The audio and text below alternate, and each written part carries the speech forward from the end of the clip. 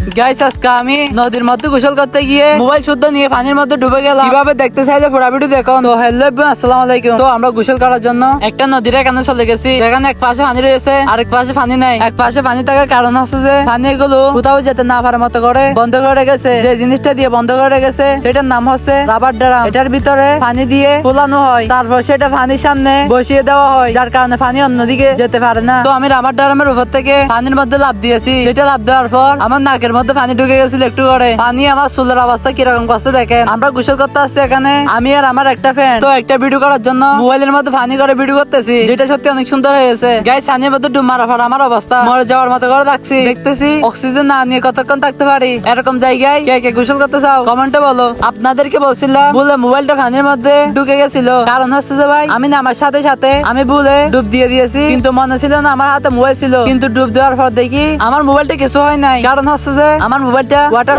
ছিল, যার কারণে কিছু হয় নাই। তো ভিডিওটা ভালো লাগলে একটা সাবস্ক্রাইব করে দিবেন।